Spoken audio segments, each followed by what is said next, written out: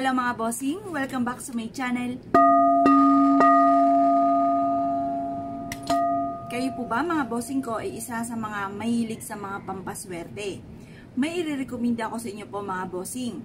Basta yung gustong-gusto nyo lang ang inyo pong gagawin. Dahil kung kayo po ay nanonood sa mga ganito at parang ikaw ay napipilitan at ayaw nyong gawin mga bossing ko, ay wag nyo po yung gagawin.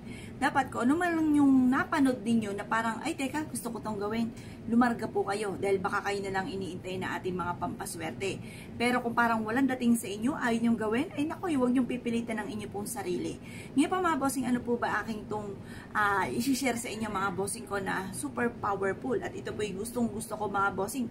Dahil ito po yung ginawa ko dati mga bossing ko na mga panahon nagsisimula pa lang po ako na mag-video mga bossing ko noon. Pero nung unang-una kong video, kung makikita nyo, di ba, pag nag-search kayo sa YouTube ng Apple Pagyo 7 or Apple Pagyo 1, may mga latest, may mga old video, yung mga ganyan. Meron pong yung pinaka yung popular na video nyo, yung mga ganon. Tingnan nyo po yung pinaka lumang video po ninyo. Yung video ko po mga bossing ko ay makikita ninyo. Unang-una ko po binidyo ay tungkol sa pampapayat. Pangalawa mga bossing ko ay pampaswerte na.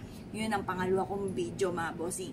At yun nga po mga bossing ko, ako po ay tuwan-tuwa dahil ako po ay sinuswerte. Kaya ako po ay nag-vlog mga bossing. Parang feeling ko yung sinuswerte po ako niyan dahil ang dami ng blessing bago po ako mga bossing ko nag-vlog. Dati-dati mga bossing ko, hindi pa ako gumagawa ng mga pampaswerte. Kaya po mga bossing ko ay walang swerteng dumarating dahil wala nga po nag-subscribe sa akin mga bossing. Pero nang gumawa ko ng mga pampaswerte at nag-focus po ako mga bossing ko ay nagsunod ang swerte. At ito po mga bossing ko ang isa sa mga numero 1 na pinasasalamat ko mga bossing. Ano po ba ito? Ito po mga bossing ko ay tubig. Yan. Ang tubig mga bossing ko ay mabisang humihigop ng mga negatibong enerhiya. Kaya kung kayo pipiling po ninyo kayo minamalas, gamitan ito ng tubig.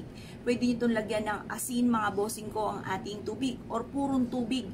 At papalitan nyo po ito kada 24 oras. Lalo-lalo na mga bossing ko kung first time nyo po itong ginagawa. Para maalis lahat ang mga kamalasan mga bossing. Kung piling po ninyo mga bossing ko ay napakasipag nyo ng tao at lahat na inirakit po ninyo pero parang sa wala. Huwag ka na magpatumpik-tumpik pa mga bossing. Gawin nyo na po ito dahil maaaring ikaw na lamang ang iniintay ng ating mga pampaswerte para kayo ay swertein sa buhay mga bossing. Dapat po mga bossing focus ka kapag kayo nagwi-wish. Kasi kung halimbawa gumagawa ka ng ganito at lumilipad ang inyong isipan, halimbawa mga bossing ikaw ay ganito, nagwi-wish ka, makabayad na ako sa akin mga pagkakautang, tapos biglang sumagi sa isipan nyo, ano kayong lulutuin ko mamayang tanghalian? Ako, wala na mga bossing ko, na-distract ka na. Kasi alam niyo po yan, mga distraction na yan mga bossing ko, yung mga negatibong enerhiya. Yan, tuwan-tuwa yan kapag ka ikaw ay nawaglit na sa wini-wish po ninyo at samot-samot na mga pinag-iisip mga bossing. Bagamat yan po mga bossing ko ay kailangan talaga yung maisipin nyo, ano kayong lulutuin ko mamayang tanghali?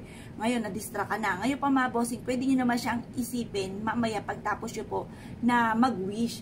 Pagka ikaw yung nag-wish, wish lang talaga, focus ka lang talaga at naka-mindset sa inyong isipan na matutupad po ito. Ganun po mga bossing, para matupad yung inyo pong i-wish. Pagkatapos mga bossing ko, halimbawa ginawa nyo po ito mga bossing ko ng alas 7. Kada 24 oras sa susunod na alas 7 muli na kinabukasan, itapon nyo po ito, palitan nyo po, hugasan itong magaling at pagkatapos lagyan muli ng tubig mga bossing ko at mag-wish ka muli at focus ka muli mga bossing. Ilagay ulit ito sa ilalim ng inyo pong higaan. Ganun po ang gagawin nyo, good for 1 week. Pero kapag piling po ninyo, sinuswerte kayo, i-level up nyo na ang swerte po ninyo mga bossing. Araw-arawin nyo na po ito mga bossing ko at marami kang mga blessing na hindi inaasahan na darating sa buhay ninyo. Kaya kung kayo pinaniwala at nais po itong gawin, asya mga bossing ko, good luck po sa inyo po lahat.